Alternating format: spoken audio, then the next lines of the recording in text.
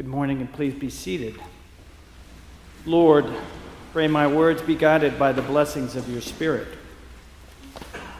Okay, don't freak out. This isn't as bad as it looks. Yes, you do have to listen to me after last night, and you do have to listen to me once more speak about stewardship. But it's in place of and combined with the sermon, so you'll get credit for both, and you'll still get out on time. Sounds somewhat academic, doesn't it? It's kind of sparse out there, so we must have had a good time last night.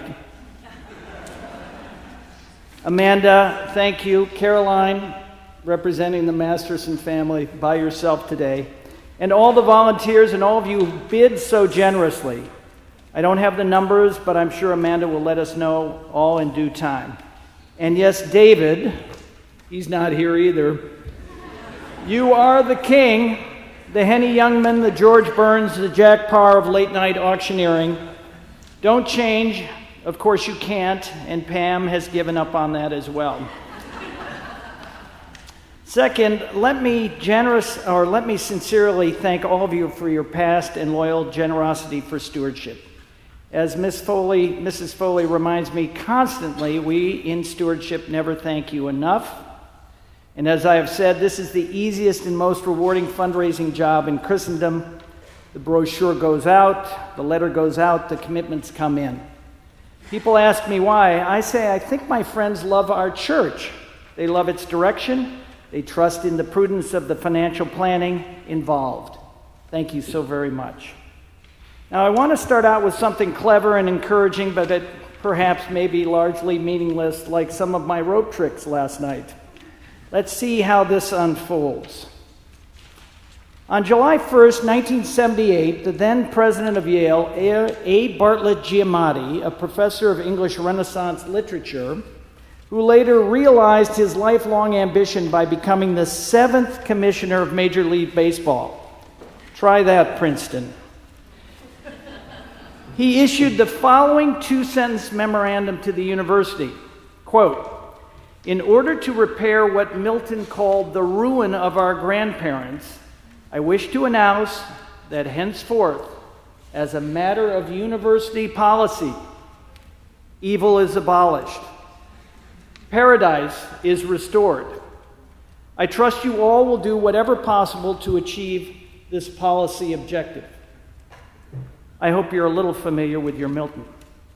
I remember reading this with great mirth. How perfectly sophisticated, but to what point? Clearly the man knew his subject and his audience. At that time, every student had to take an English Great Canon course to graduate, and we usually spent an entire semester on Paradise Lost. And was it ever? Exploring in beautiful detail the ruination of our grandparents, an absolutely fascinating Satan, his seduction of Eve, so devious and of course so wrong, his past failed coup d'etat, his defeat by the archangel Michael, the dimensions and composition of his cell called hell, so cold it's hot, said Milton, and of course Eden, a happy rural seat of various view, groves whose rich trees wept odorous gums and balm, others whose fruit burnished with golden rind hung amiable. And my favorite, flowers of all hue, and without thorn, the rose. For my purient, still adolescent purposes, Milton's description of Eve, a grandson, could only be so lucky. What was Giamatti up to? Well, in hindsight, and after diving somewhat deeply into the allegory that Milton employed relentlessly, it's not too hard to figure. It's just the levels and connections that keep unfolding in a wondrous way from just one or two words. With the somewhat cavalier stroke of his pen, Giamatti combined literacy, humor, and the deepest existential questions of humanity to tell his elites, many of whom were not Christian or even believers of any sort, to pull up their socks and act like God's children, to restore their Eden, their college, their individual lives, their country, all to its unfallen glory. And like his kind God, Giamatti didn't order it, he trusted in them, his students, his children, to just do it. Foolish maybe, but wonderful marketing and beautiful policy. Now, 1978 wasn't an extraordinary year, kind of doggy like the most of them. We were thankfully fully in the wake of Vietnam, Nixon and Watergate, moving out of the raucous, wildly romantic, and rebellious 60s into the licentious 80s. A peanut farmer was president, hosting the Camp Davis Peace Accords, suggesting that peace in the Mideast might be possible.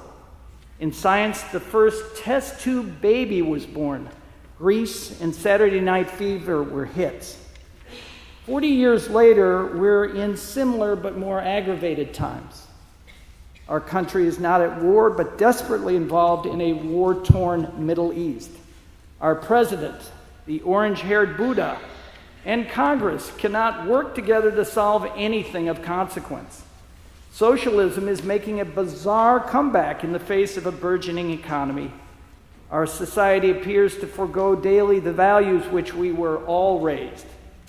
And random violence overwhelms schools and other places called soft targets. China looms over us, but we're clearly stuck together in the proverbial Chinese finger trap. To be sure, our life feels insecure, and our state's insolvency renders it more so. Fortunately, Hamilton is still almost sold out. The Rolling Stones are still touring. Elton John was in Milwaukee last night, and the memory of the Cubs' restoration is still fresh. Being gender neutral is growing in popularity. Maybe God signs his emails we, they, us. Unfortunately, and not unsurprisingly, I sign mine me, myself, and I. What to do? Well, Bart Giamatti said, quote, "We must repair the ruin of our grandparents and make it our policy to ensure that evil is abolished and paradise restored." Duh. Our paradise, of course, starts close to home. It is our home. Then on to this church, Lake Forest, Lake Bluff, our state, our country, our world. These gardens and we in them exist in ever-widening circles. We are their inhabitants as the descendants of our primal grandparents. These places have been given to us to enjoy, maintain, and now and perhaps forever restore to their unfallen glory, even if newly purchased or heavily mortgaged. How to abolish evil? Well, that one's easy. We're to love one another. Be kind, but I also think to be courageous, to stand up and stamp out evil wherever it appears, as corruption, fraud, racism, bullying by any race, creed, or color.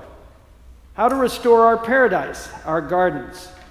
We are to maintain them, rebuild them, make them beautiful, make them work, make them safe, make them fair. Yes, we are the inhabitants of many gardens that were given to us to enjoy. We are their stewards. We are the recipients of God's grace and bounty, and we have our God-given responsibilities. So the annual season of stewardship seems somewhat simpler in this context. We have come through a troublesome time here in this church, certainly not fatal, but because of God's grace and diligent search committee and process, we have a strong and wonderful new rector who has and is in short order assembling a spectacular team for our benefit. Ron Jihan, Luke Mead, Jen Knight, Melissa Williams, Steve Ruelli, Beth Thomas, and Jim Juarez, and of course, Patrick and his family. And Luke's family does so much for us as well, and we welcome all of them into our garden. So our stewardship plan, the 12% solution, is to provide an additional $192,000 over last year's glorious $1.6 million in revenue. Thank you. To continue the plan devised and implemented last year. Finish our staffing build-out with an associate rector. We may be lucky.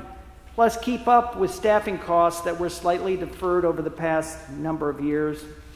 That would be about $35,000. Increase our capital improvement budget by $50,000 for our aging but beautiful structure. And increase our M&O commitment and are pledged to the diocese by a combined $57,000. All of this is eminently sensible, none of it over the top. So with great encouragement in this future, in this restoration, which is here and now, and that we're blessed to be part of, and with great gratitude for all of God's blessings, I wish to announce that henceforth, as a matter of stewardship policy, evil is abolished. Paradise is restored. And I trust you all will do whatever possible to achieve this policy objective, especially by submitting your commitments now, if you haven't already done so, with at least a 12% addition. Thank you, and God's blessings on all of you and your families.